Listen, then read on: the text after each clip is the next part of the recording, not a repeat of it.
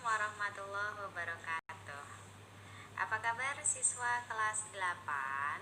Semoga kalian selalu sehat dalam lindungan Allah Subhanahu wa taala. Pada pertemuan kali ini kita masih membahas mengenai berita.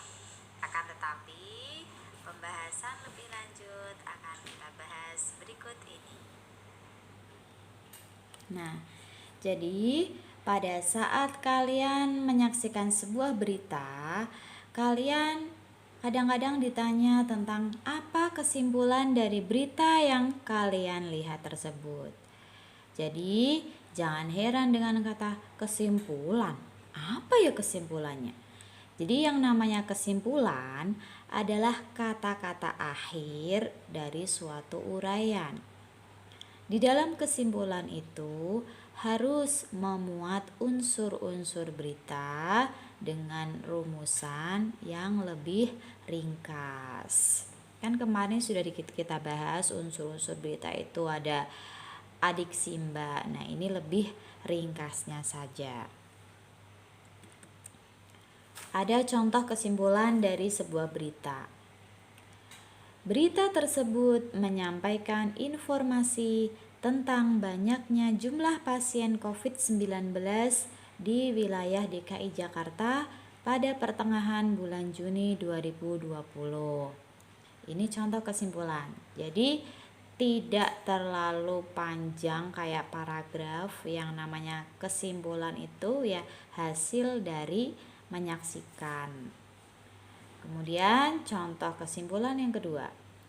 Berita tersebut menginformasikan perubahan status kawasan Bogor dari zona hijau menjadi zona merah sejak ditemukannya pasien positif COVID-19 di beberapa kecamatan.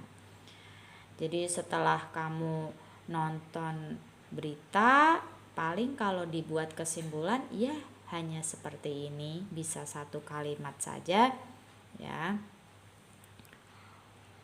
Kemudian selain kesimpulan, pada saat kalian menyaksikan berita, terkadang kalian ditanya mengenai tanggapan terhadap berita yang kamu tonton tersebut.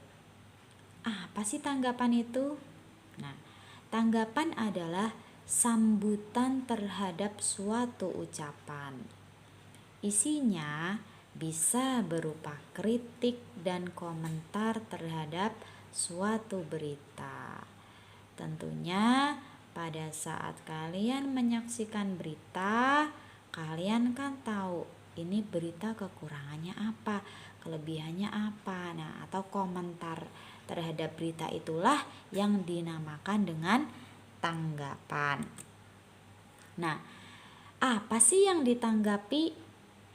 Yang ditanggapi itu bisa berupa isi dari berita atau struktur berita itu, bisa juga dari segi bahasa berita. Kalau dari segi isi berita, berarti menanggapi mengenai kebenaran berita maupun kelengkapannya. Apakah berita itu sudah benar, akurat, lengkap, atau tidak. Kemudian kalau memberikan tanggapan mengenai bahasa, kalian bisa menanggapi penggunaan kalimat atau pilihan kata. Ini contohnya. Contoh kalimat tanggapan. Ya, yang pertama, saya kira informasi yang disampaikan berita itu cukup akurat karena isinya tidak jauh berbeda dengan informasi dari sumber berita yang lain. Nah, gampang kan? Ya hanya nanggepin aja gitu, namanya tanggapan. Contoh yang kedua, informasi yang disampaikan berita tadi malam masih diragukan kebenarannya. Setelah saya cross check dengan berita dari sumber lain, ternyata perbedaan mengenai jumlah pasien COVID-19. Nah, ini adalah contoh menanggapi isi berita. Satu lagi contohnya, bahasa yang disampaikan berita itu cukup jelas. Sebagai pendengar, mudah untuk memahami informasi yang disampaikan penyampai berita. Nah, ini adalah contoh kalimat tanggapan menanggapi segi bahasa. Nah, untuk hari ini kalian ada tugas. Tugasnya sih gampang ya, yang penting kalian harus senang saat mengerjakannya. Yang pertama, perhatikan sebuah berita dari televisi, bisa juga dari radio maupun dari internet, dari YouTube atau apapun lah ya berita. Kemudian kalau kamu sudah memperhatikannya, tulislah pokok-pokok berita itu yang meliputi 5W1H atau adik Simba.